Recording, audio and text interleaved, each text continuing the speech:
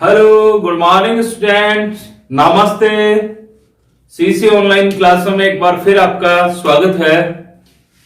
Polity की series में हम पढ़ रहे थे चैप्टर 3 इलेक्शन एंड रिप्रेजेंटेशन और उसके दो टॉपिक्स हमने क्लियर कर लिए हैं। आज का जो टॉपिक है हमारा बड़ा इंपॉर्टेंट होने वाला है। और पिछले टॉपिक में हमने क्या पढ़ा था, थोड़ा सा समरी करें। हमने ये पढ़ा था कि जो मेथड है, इलेक्शन के मेथड्स कौन से हैं। तो उसमें first pass the post system को पढ़ा। तो क्या first pass the post system में आपने पार्लियामेंट के जो मेंबर ऑफ पार्लियामेंट है, एमपी है, एमएलए है, लेजिस्लेचर के जो एमएलए वगैरह हैं, सरपंच है, इनके चुनाव में जो सिस्टम काम में लिया जाता है, इसको first pass the post system कहा गया। उसके बाद देखिए दुनिया में क्या इसके अलावा और भी दूसरे मेथड भी हैं क्या। तो हमने वहीं थोड़ा सा ये भी देखा था कि एक पीआर सिस्टम भी है। पीआर सिस्टम प्रोपोर्शनल रिप्रेजेंटेशन के जरिए भी कुछ कंट्रीज हैं जहां पर इलेक्शन करवाए जाते हैं। तो आज हम लोग यही पढ़ने वाले हैं कि कौन से देश हैं जहां पर प्रोपोर्शनल रिप्रेजेंटेशन इलेक्शन के लिए सिस्टम को काम में लिया जाता है। और साथ में हम लोग ये भी देखेंगे कि क्या होता है प्रोपोर्शनल रिप्रेजेंटेशन। प्रोपोर्शनल मींस क्या होता है और इसकी आवश्यकता क्यों है, क्यों इसकी जरूरत पड़ी। तो यहां सबसे पहले प्रोपोर्शनल रिप्रेजेंटेशन का मतलब होता है अनुपातिक प्रतिनिधित्व। अगर हम बात करें अनुपातिक समानुपातिक प्रतिनिधित्व, यानी एक ऐसा सिस्टम है जिसके जरिए एक निश्चित अनुपात में वोट्स लेना होगा कैंडिडेट्स को, तभी वो क्या होगा, विजेता होगा। जबकि first pass the post system में आपने देखा था कि जितने मेंबर हैं उन मेंबर में से वह सबसे हाईएस्ट वोट लेता हो वह चुनाव जीत जाता है। उसके लिए मार्जिन नहीं था कि आप 50% +1 होना चाहिए, ऐसा कुछ भी नहीं था। वहां पर केवल ये था कि आप उनसे ज्यादा वोट लेंगे।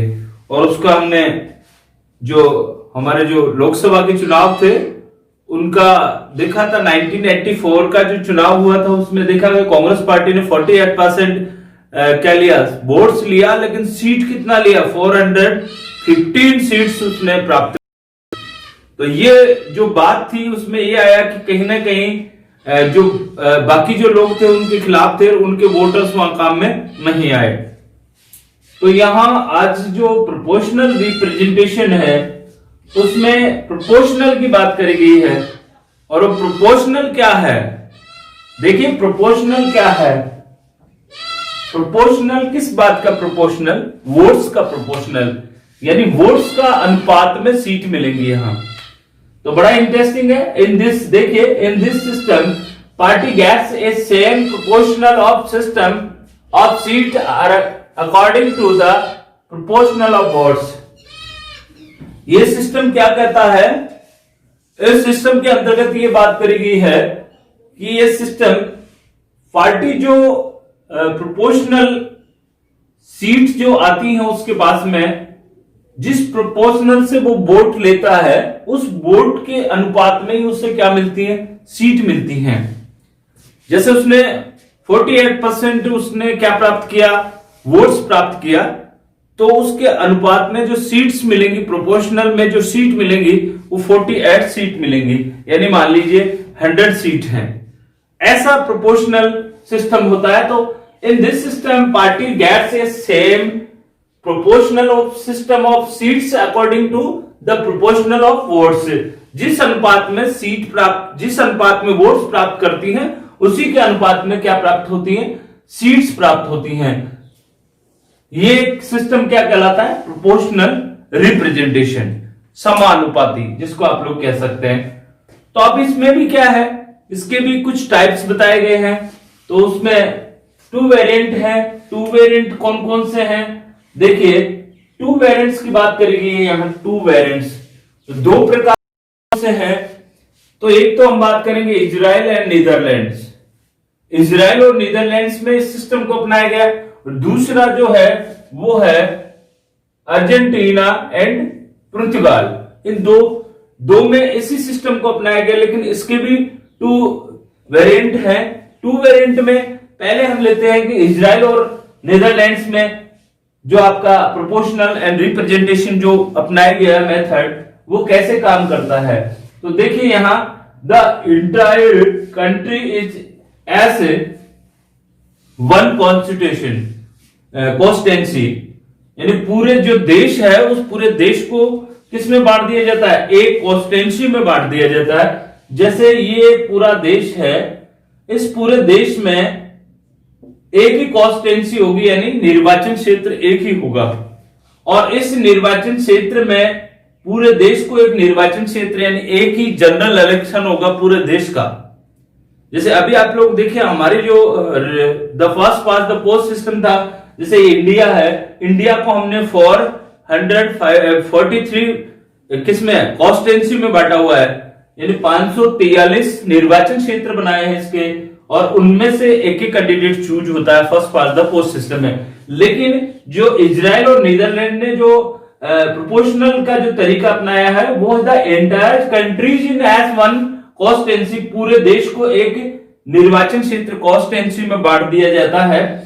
Each party fills its the quota of seats by their the candidates in the proportional to the votes received। अब उसके बाद क्या होता है कि पार्टी को वोट मिलता है, यहां पर पार्टी को वोट मिलता है। सब जगह चुनाव होते हैं, चुनावों के बाद जो वोट परसेंट आता है, जैसे ABCDE जितनी भी पार्टियां हैं, ए को कितना परसेंट वोट मिला, बी को कितना परसेंट वोट मिला, सी को कितना परसेंट मिला, यानी बात करी गई है यहाँ each party fills its quota of seats by their candidates in the proportion to the votes received. जितना अनुपात में कैंडिडेट्स वोट प्राप्त करते हैं उसके कोटे के अनुपात में उससे सीटें प्राप्त होती हैं। यानी पार्टी अपने कैंडिडेट्स करके एक पार्टी को वोट दिया जाता है, और पार्टी के वोट के अनुपात में ही फिर कैंडिडेट्स को उसमें क्या बना दिया जाता है, उसका उम्मीदवार बनाया जाता है, कैंडिडेट्स तय कर दिए जाते हैं। तो आई होप आपको ये लाइन समझ में आई होगी कि यहां सबसे पहले तो क्या है, जो इजराइल और नीदरलैंड में जो प्रोपोर्शनल सिस्टम अपनाया गया उसमें पूरे देश को एक कॉन्स्टिट्यूंसी में बांटा जाता है। उसके बाद में जितना कोटा यानी जिस अनुपात में वोट्स प्राप्त करेंगे उतने ही अनुपात में उनको सीटें मिल जाती हैं, और उसी के अनुपात में कैंडिडेट्स तय होते हैं। जैसे हमने कहा 48% वोट मिला तो 48 सीटें होंगी, इसका मतलब 48 ही कैंडिडेट्स हो गए, ठीक है, उस पार्टी का। ऐसे ही मान लीजिए किसी को 2% वोट मिला, इसका मतलब 2 सीटें आएंगी, ऐसे डिसाइड किया गया है। प्रोपोर्शनल रिप्रेजेंटेशन इन इजराइल, इस इजराइल को हम लोग एक बार फिर दोबारा से देखेंगे कि इजराइल में किस तरह से वोटिंग होती है। इसका दूसरा देखें हम, यहां तो बात करी हमने क्या, each party this the quota of the seats by their candidates proportional to the votes of received. जितने वोट प्राप्त करेंगे उतने ही उनके कैंडिडेट्स जीतेंगे, यानी उनकी सीट मिलेंगी। सीट का अकॉर्डिंग यहां पर राजनीतिक दल क्या करता है, पार्टी अपने उम्मीदवार खड़े न करके यहां पर पार्टी को वोट मिलता है, और पार्टी के वोट के अनुपात में ही क्या मिलता है, सीटों का डिवाइडेशन होता है। दूसरा जो सिस्टम आपने लिया है वो है इसी का प्रोपोर्शनल रिप्रेजेंटेशन का ही, कौन सा, अर्जेंटीना एंड पुर्तगाल। अर्जेंटीना और पुर्तगाल वो था इजराइल और नीदरलैंड्स में। The country is divided in सर्वल multi members constitution जो है वहां के जो निर्वाचन क्षेत्र है, अगरतला और पुर्तगाल में क्या होता है कि पूरे देश में डिवाइडेशन किया जाता है, किसका, मल्टी मेंबर्स के लिए कॉन्स्टिट्यूंसी का। जिस तरह से इसमें पूरे देश में हमने जो इजराइल और नीदरलैंड में पूरे देश को एक निर्वाचन क्षेत्र माना गया, यहां पर इसको क्या भागों में बांट दिया गया कि पूरे देश को निर्वाचन क्षेत्र में बना दिया गया। जैसे भारत की बात करें तो आप लोग देखिए 543 बांटा गया। ऐसे ही जो आपका अगर अर्जेंटीना और पुर्तगाल है वहां पर इसको मल्टी मेंबर्स के लिए कॉन्स्टिट्यूंसियों में बांट दिया जाता है, विभिन्न निर्वाचन क्षेत्रों में बांट दिया जाता है। Each party proportional for the list of candidates, और प्रत्येक पार्टी अपने कैंडिडेट्स की एक लिस्ट जारी करती है, इस तरह से एक लिस्ट बनाती है। इस लिस्ट में वो क्या करती है, जैसे उन कैंडिडेट्स के नाम होते हैं, जैसे 1 2 3, और उसमें नाम हो गया, जैसे भाई मान लीजिए अब अगर भारत में इसको प्रोपोर्शनल को लागू किया जाए, तो जैसे भारतीय नामों की तरह बात करें तो जैसे मान लीजिए अशोक गहलोत जी हैं, डोडासरा जी हैं, दीपेंद्र सिंह जी हैं, ऐसे कुछ नाम यहां पर आ जाएंगे, महादेव सिंह जी हैं, इस तरह के नाम, ये लिस्ट बना दी गई है। और इस लिस्ट के आधार पर ही क्या किया जाता है, वोटिंग होती है। तो देखिए, the country is divided in the several multi members constituency, each party prepared for list candidates की एक लिस्ट तैयार करती है। For each constituency party gets seats according to the share of votes. जितनी पार्टी क्या करती है, वोट प्राप्त करती है, उसके अकॉर्डिंग ही उसको सीट प्राप्त होती है। और इनमें से मान लीजिए जैसे 100 आदमियों की एक लिस्ट उन्होंने जारी करी थी और उन्हें मान लीजिए 20% वोट प्राप्त हो गया, तो स्टार्टिंग की 20 सीटें मिलेंगी, तो इनमें से किसी एक का नाम वहां पे, इनमें से 20 नाम कोई से भी लिए जा सकते हैं। तो यहां पर ये जो होंगे वो मेंबर ऑफ पार्लियामेंट हो गए फिर इसके। तो इस तरह से लिस्ट, यहां पे लिस्ट सूची या लिस्ट सिस्टम होता है, जहां अर्जेंटीना और पुर्तगाल में, वहीं इजराइल और नीदरलैंड में पार्टी को वोट दिया जाता है, यहां भी पार्टी को वोट दिया जाता है, लेकिन पार्टी पहले अपनी एक लिस्ट जारी करती है, उम्मीदवारों की, कैंडिडेट्स की सूची तैयार कर ली जाती है, उसके अकॉर्डिंग कॉन्स्टिट्यूंसियों में बांट दिया जाता है, और जो भी सीट प्राप्त होंगी उसके अनुपात में, जो वोट प्राप्त होंगे उसके अनुपात में, सीट और सीट के अनुपात में फिर वो कैंडिडेट्स को ले लिया जाएगा। तो ये था दूसरा सिस्टम, जहां हमने अर्जेंटीना और पुर्तगाल में इसको यूज किया। वही प्रोपोर्शनल का एक तरीका इजराइल और नीदरलैंड में देखा। अब देखिए आगे देखें हम लोग, इससे आगे देखिए proportional representation in Israel. Israel में क्या तरीका है किसका, इस प्रोपोर्शनल रिप्रेजेंटेशन का। तो इजराइल लेजिस्लेचर नेम क्या है, नेसेट। जैसे आप देखें, जो इजराइल है वहां की जो लेजिस्लेचर है यानी पार्लियामेंट है, उसका नाम क्या है, नेसेट। नेसेट उसकी पार्लियामेंट का नाम है। अब आपको ध्यान रखना है कि जैसे जो कंपटीशन बेस की बात करें हम लोग, तो आपको ये पता होना चाहिए कि कौन कौन से देशों की जो लेजिस्लेचर है उनके नाम क्या क्या हैं। जैसे इंडिया की जो लेजिस्लेचर है उसका नाम आप लोग पार्लियामेंट, संसद कहते हैं। वही आपकी जो अमेरिका है उसको कांग्रेस कहते हैं। ऐसे ही आप लोग जापान में ड्यूमा, जापान की डाइट है। ऐसे कुछ हैं जिनको आप लोग अपने कमेंट सेक्शन में बताएं कि आप लोग किन किन देशों की पार्लियामेंट के नाम जानते हैं। आप लोग अपने कमेंट बॉक्स में लिखकर मुझे बताएंगे, ये आपके लिए होमवर्क हुआ। तो इजराइल लेजिस्लेचर, इजराइल की जो पार्लियामेंट है या विधानमंडल है उसका नाम नेसेट है। और Israel follow proportional representation system, और इजराइल में फॉलो करा गया है कौन से सिस्टम को, प्रोपोर्शनल रिप्रेजेंटेशन। इसीलिए तो हम लोग पढ़ रहे हैं, क्योंकि प्रोपोर्शनल जो सिस्टम है वो इजराइल को ही फॉलो कर रहा है। इजराइल में सिस्टम को लागू किया गया है। तो इलेक्शन में वहां पे इजराइल में फॉलो किसको किया गया, प्रोपोर्शनल रिप्रेजेंटेशन सिस्टम को।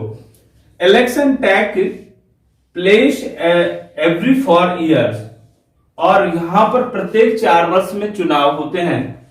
4 ईयर्स में वहां पर इलेक्शन होते हैं।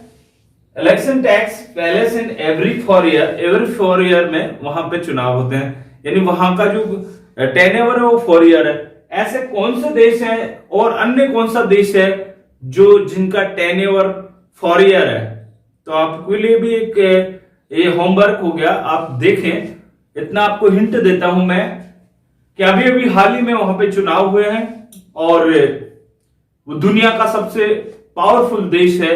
आप कमेंट बॉक्स में उसका नाम लिखें कि वहां पर जो जो गवर्नमेंट बनती है वो 4 ईयर्स के लिए ही बनती है। जैसे भारत में 5 वर्ष के लिए गवर्नमेंट चुनी जाती है, वही इजराइल में 4 ईयर्स के लिए। ऐसा ही एक देश और है जहां प्रेसिडेंटियल फॉर्मल गवर्नमेंट पाई जाती है।